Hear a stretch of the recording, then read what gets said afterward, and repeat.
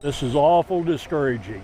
You know, we do our very best to grow a good crop to feed the world, and then we can't hardly give it away. Fields across America are turning quiet, not because they've been harvested, but because the crops are dying on the stalk. In September 2025, over 400 million pounds of food were left to rot. Corn drying up in Iowa, soybeans yellowing untouched in Illinois, tomatoes collapsing into the dirt in California. It's not weather, it's not pests. It's something in the system that doesn't seem to work anymore. Some farmers gave up midway through harvest. Others couldn't find enough workers. Some were told their crops had no buyers. Meanwhile, shipments from overseas still pour in. Prices at the grocery store still climbing. So why is American-grown food wasting away while the country keeps importing more? Why are the hands that grow our food forced to stand back and watch it die? In this video, we break down the 7 crops now left to rot in the fields. Stay until the end because the answer may say more about America than we've been told. Number 1. Corn. Let's start with corn. It's the crop that built entire towns. The foundation of animal feed, ethanol sweeteners, cereals. If corn stumbles, 1,000 other things follow. And right now, something is not holding steady. In Nebraska and parts of Iowa, satellite scans picked up unusual discoloration across large swaths of cornfields in early August. By mid-September, the pattern grew not random, not isolated. Entire fields uniform in stress, leaves turning a pale rust, the tops brittle, the cobs underdeveloped, southern rust and tar spot. That's what agronomists are calling it. But the issue is not just the disease, it's the timing. It hit when farmers were already stretched thin. Fungicide applications had doubled in price from 2 years ago. Diesel was hovering near $6 per gallon. Some had already scaled back their spraying schedules. Others skipped around.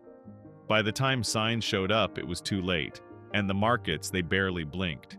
Futures dipped, then bounced. But on the ground, what's being harvested is not what was expected. Yield reports in central Illinois came in 20% below projection. Not enough to make the front page, but enough to change the math on bank loans, on feed costs, on whether the machinery gets paid off this year. Meanwhile, Brazil just posted another bumper crop.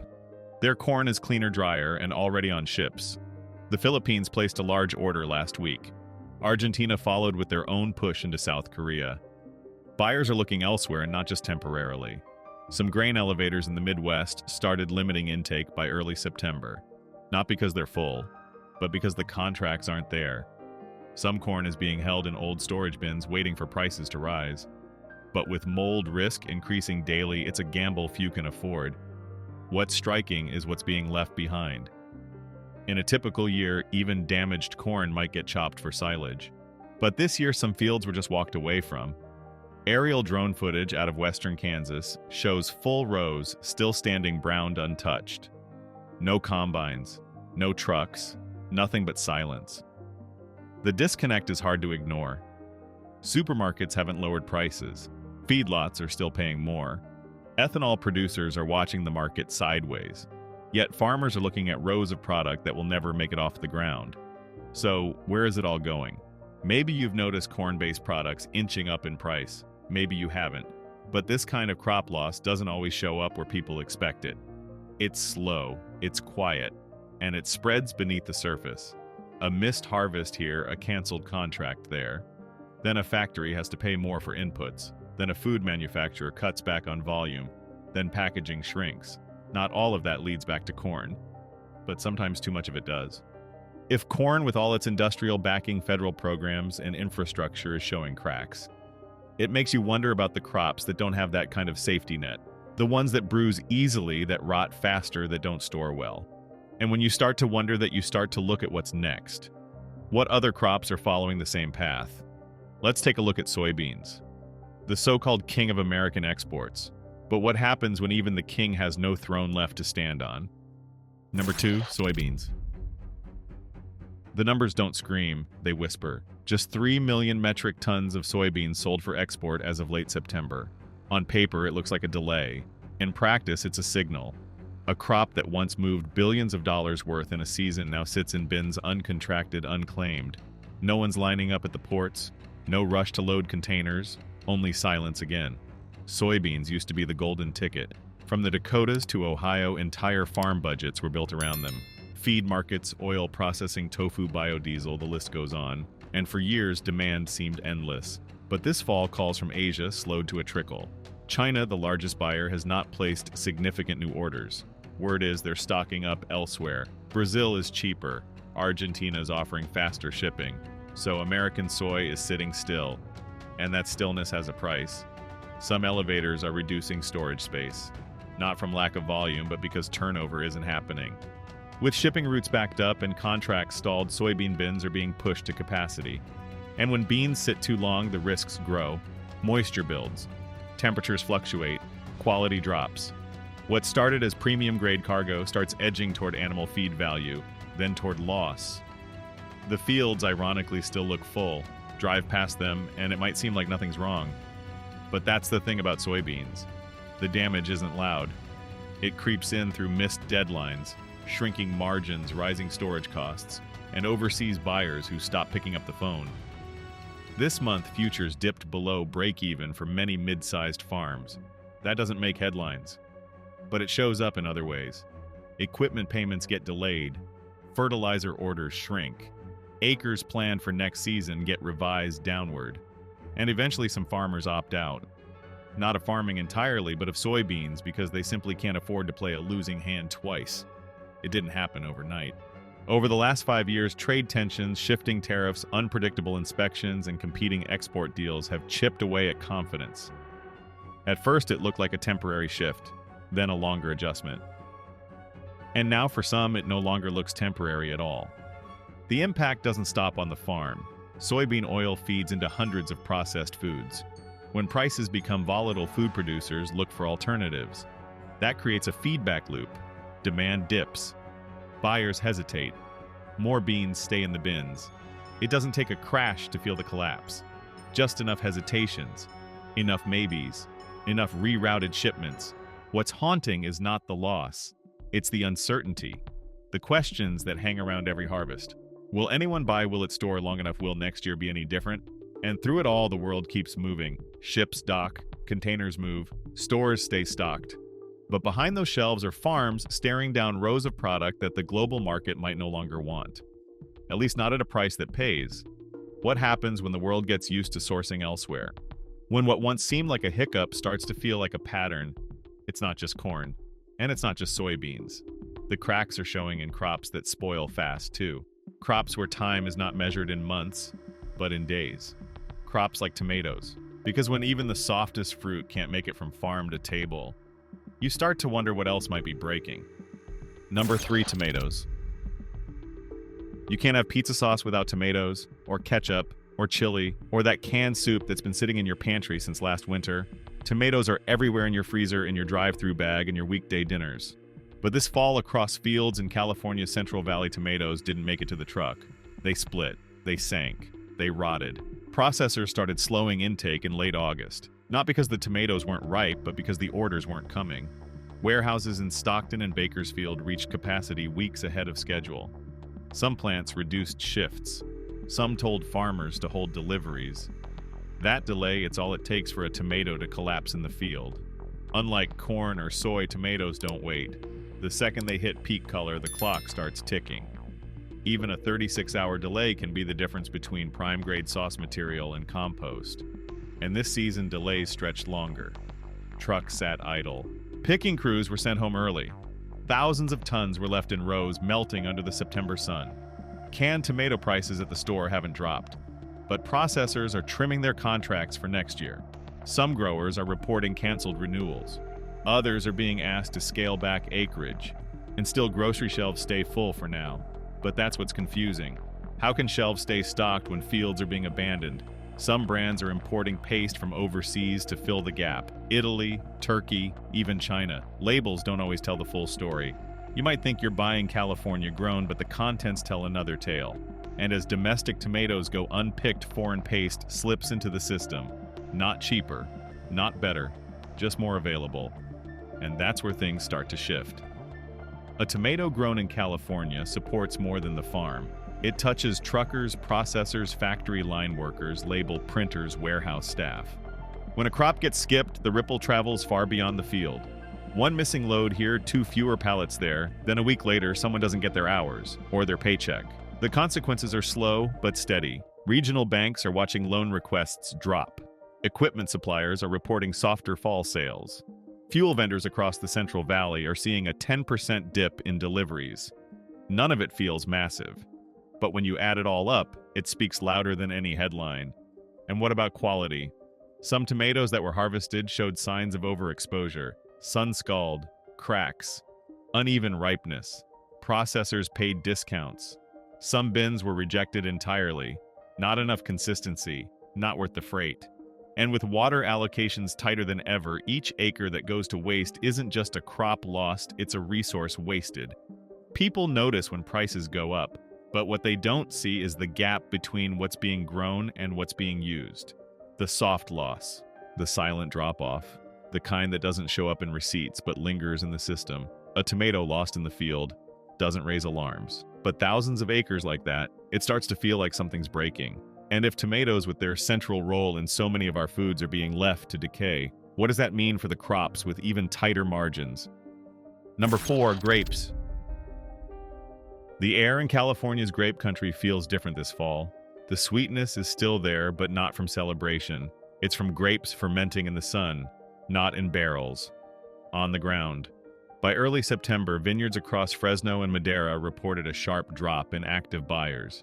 Wineries pull back on new contracts. Juice processors pause shipments. Even dried fruit companies started limiting intake. What happened wasn't a freeze, wasn't a drought. The fruit was there. The orders weren't.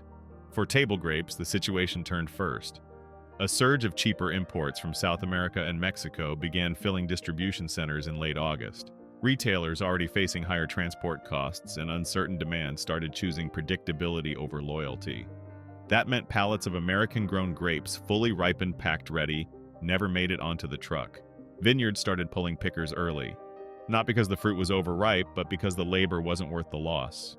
Crews were told to stop halfway through rows. Some didn't even start. By mid-month, drone footage revealed acres of unharvested grapes turning dark, collapsing into the soil. Unlike other crops, grapes don't offer second chances. Once they reach a certain sugar level, delay becomes decay. And this season delay became the standard. Meanwhile, bulk wine demand is shifting. European producers are offering lower-cost blends. Asia is pivoting to domestic wine investments. The ripple is clear. Less American wine on shelves abroad means fewer grapes needed at home, less processing, less bottling, more dumping. This isn't just about wine. Grapes feed into everything from juices and jellies to snack packs and school lunches. Yet in the background, processors quietly announced cuts to their intake forecasts for 2026. Co-ops in Napa and Sonoma are discussing downsizing staff. Some are even offering early retirement to workers. Even premium brands aren't immune. A popular sparkling juice label reportedly turned down 20% of its regular supply this quarter. Why not because of quality, but because retailers ordered less. And with margins tightening, they weren't willing to take on extra stock. At the same time, pest pressure increased. With fewer grapes being picked, vineyards had more residual fruit left exposed. That attracted insects. That brought in mold. Some growers resorted to early season burning. Others simply cut the losses and walked away. None of this plays out on the dinner table yet. Supermarkets still have grapes. Wine shelves still look full. But the numbers behind the scenes tell a different story. California grape exports fell by nearly 15% compared to last year. Domestic processing is down 8%, and thousands of tons of usable fruit lost to time. It's not the kind of collapse that crashes markets. It's quieter, like a volume knob being turned lower each year. Less confidence, fewer acres, shorter contracts, all pointing in the same direction. So what's next? If grapes, a crop with centuries of tradition, global appeal, and year-round demand, are quietly backing out of the game, what happens to fruits that spoil even faster, ones that bruise before they're boxed? Ones that farmers have to rush out the door within hours. Number 5, strawberries? Some losses don't make noise. They just sink silently into soft soil. That's what happened this season in California's strawberry belt. Entire patches of fruit at peak ripeness never saw a box, never touched cold storage, never reached shelves, just wilted. By mid-September, reports across Ventura and Santa Cruz counties showed a pattern no one wanted to confirm. Not disease, not drought. The strawberries were perfect, but the hands to pick them fewer than expected. Picking crews were reduced. Some farms operated at 30% capacity. Others paused harvest altogether. A quiet decision let it rot, rather than lose more on labor freight and rejected contracts. That kind of silence carries weight, especially with strawberries. These are not durable crops. Once ripened, they don't hold. A delay of even 8 hours means bruising. 2 days mold sets in. 3 days it's over. The field turns sour. This year those timelines played out again and again. And when that much fruit breaks down, it's not just an agricultural loss. It's a chain reaction. In the background, fresh fruit distributors trimmed orders. Exporters cited soft demand. Regional stores reduced shelf space. And as local buyers pulled back, foreign shipments found new ground. Cheaper berries from overseas quietly filled the gap. You wouldn't know it unless you checked the fine print. Many don't. And it's not just about berries in a box. Strawberries touch everything from yogurt cups to protein bars to bakery fillings. A drop in availability hits processors first, then consumers.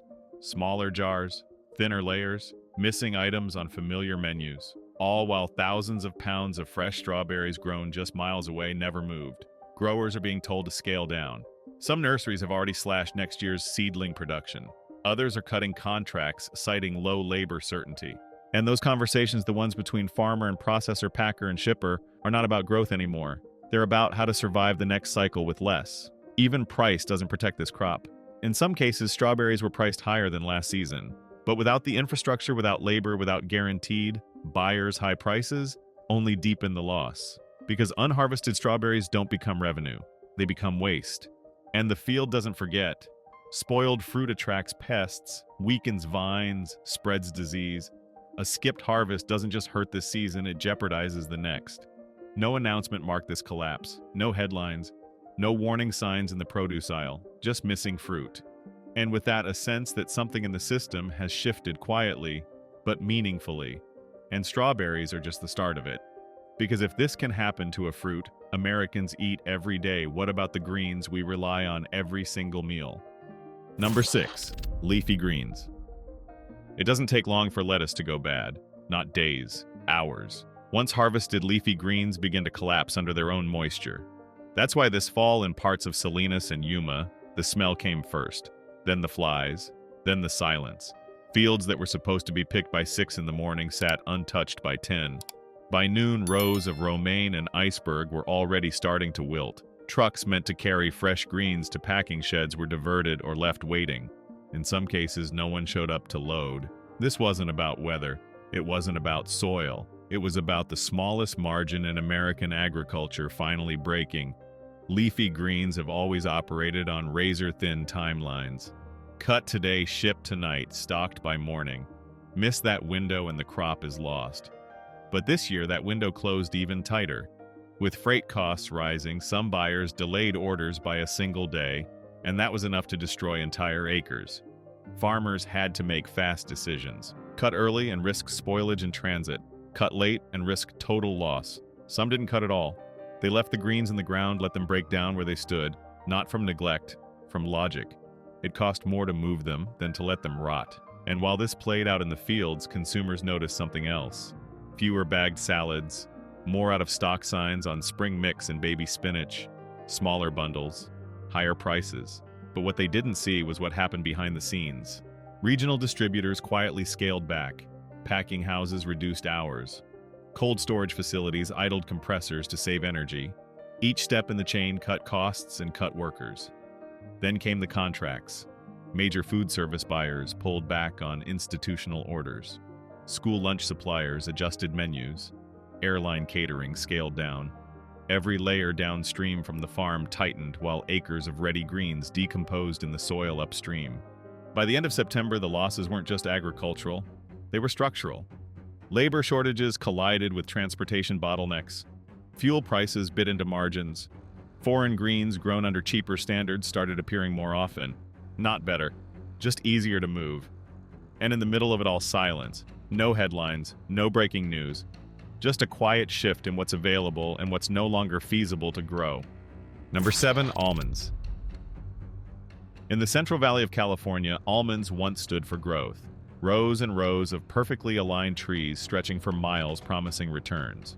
Not fast but steady, not flashy but dependable. But this season that promise fractured. By early August, processors began warning of overstock. Warehouses sat filled with unsold almonds from the last 2 seasons. Overseas demand softened. Trade routes narrowed.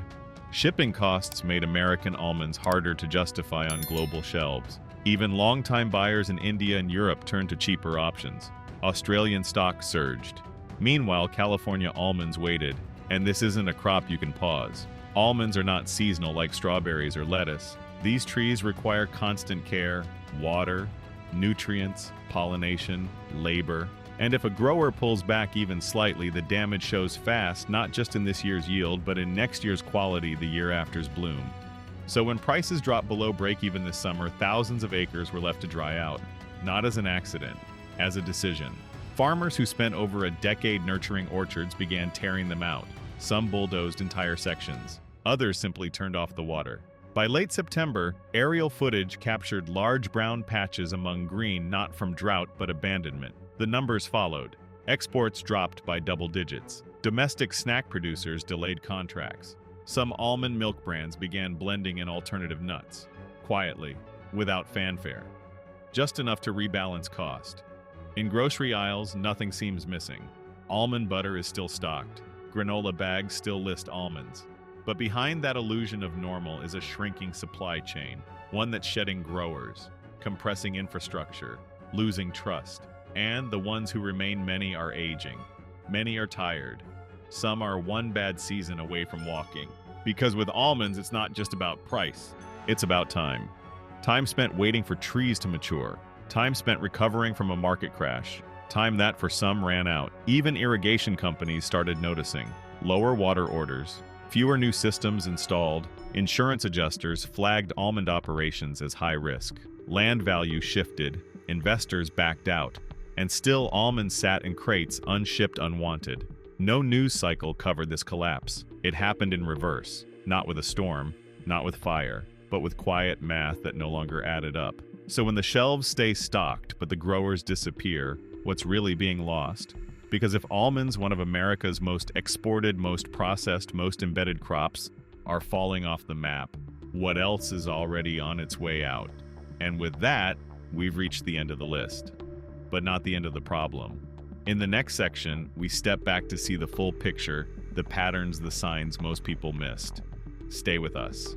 What you've seen so far was just the symptom. Here's the part that's hardest to admit: none of this happened overnight. Crops don't rot suddenly. Markets don't freeze out of nowhere. And farmers, they don't walk away because they want to. What we've just seen: corn left standing, soybeans, unshipped strawberries, wasted greens, withering almonds, bulldozed, is not a collection of separate problems. It's one slow breakdown, layer by layer, field by field. Maybe it's the tariffs. Maybe it's the trade routes. Maybe it's the cost of doing business in a system where growing food brings in less than throwing it away. But the reason doesn't change the outcome. American agriculture is staggering, quietly, invisibly, and we're all closer to it than we think. So before the next aisle goes empty, before the next farm goes silent, it's time to ask, how much more can rot? Before the system itself does. If this made you pause, don't forget to share it. Because what's spoiling out there isn't just food, it's trust. And once that's gone, it doesn't grow back. This video does not promote division within the United States or encourage segregation. All content is presented for the purpose of exploration, analysis, and fostering discussion based on current events, public sentiment, and social trends. We fully respect the United States Constitution and all federal regulations. If today's analysis made you think, drop a comment so we can keep the conversations going. And don't forget to like, subscribe, and hit the bell so you will never miss our next independent deep dive.